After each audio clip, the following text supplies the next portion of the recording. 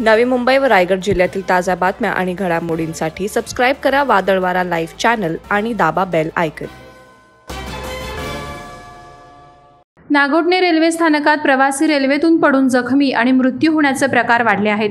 अशातच सोमवार दिनांक 18 मार्च रोजी रात्री 8:30 वाजण्याच्या सुमारास रेल्वेतून तोल जाऊन पडल्याने अथर्व संतोष पोकळे वय वर्ष 20 राहणार खारापट्टी रोहा येथील तरुण गंभीर जखमी झालाय।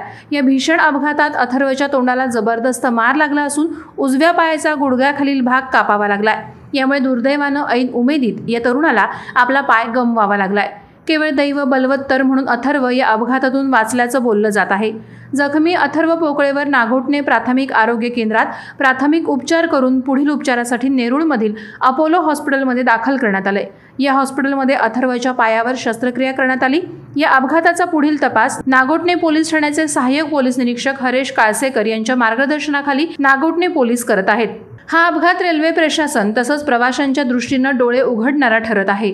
नागोठणे रेल्वे स्थानकात नेहमीच गर्दी असते, मात्र स्थानकातील फलाट क्रमांक 2 वर फलाट आणि रेल्वेगाडी फुटरेस्ट यांच्यामधील अंतर सुमारे अर्धा फूट तर उंची सुमारे 2 फूट आहे। त्यामुळे उतरताना प्रवाशांचा तोल जाऊन प्रवासी रेल्वेखाली पडल्याच्या घटना घडतात। त्याचबरोबर नागोठणे रेल्वे स्थानकात हा अपघात घडला त्यावेळी स्थानकात रेल्वे पोलीस उपस्थित नव्हते।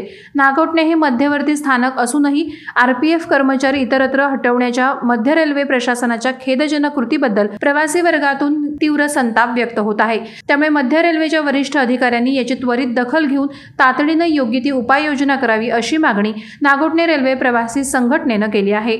वादळवारा लाईव्हसाठी महेश पवार, नागोठणे। नवी मुंबई व रायगड जिल्ह्यातील ताज्या बातम्या आणि घडामोडींसाठी सबस्क्राईब करा वादळवारा लाईव्ह चॅनल आणि दाबा बेल आयकॉन।